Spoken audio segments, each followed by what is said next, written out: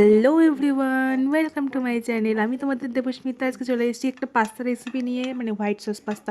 আর এই দেখো, তোমাদের বাড়িতে যদি চিলি ফ্লেক্স না থাকে তাহলে একটা শুকনো লঙ্কা ভেজে নিয়ে এইভাবে গুঁড়ো গুঁড়ো করে নিতে পারো। এটা টিপস একটা বাড়ির। তারপরে বাটারের মধ্যে এই হালকা করে নিজেদের পছন্দ মতো সবজিগুলো হালকা করে সটে করে নিও। তারপরে আবার বাটার দিয়ে এর মধ্যে একটু রসুন কুচি দিয়ে দেবে। তারপরে ওর মধ্যে 1 চামচ ময়দা দিয়ে দেবে।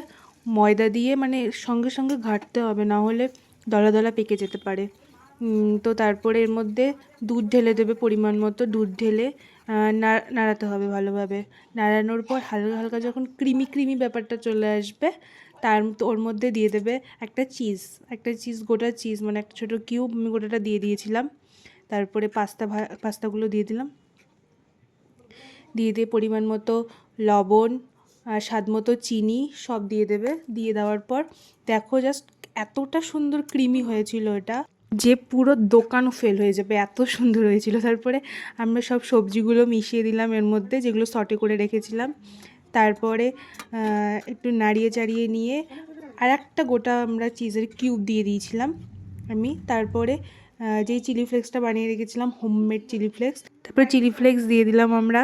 চিলি ফ্লেক্স দেওয়ার পরে একটু নাড়িয়ে চাড়িয়ে নিয়ে যাতে মানে পুরোটাতে ছড়িয়ে যায়। অরিগানোটাই তোমরা দেবে, অরিগানোটা আমি স্কিপ করে গেছি যেহেতু তোমার বাড়িতে ছিল না অরিগানোটা। তারপরে দেখো এত সুন্দর হয়েছিল খেতে।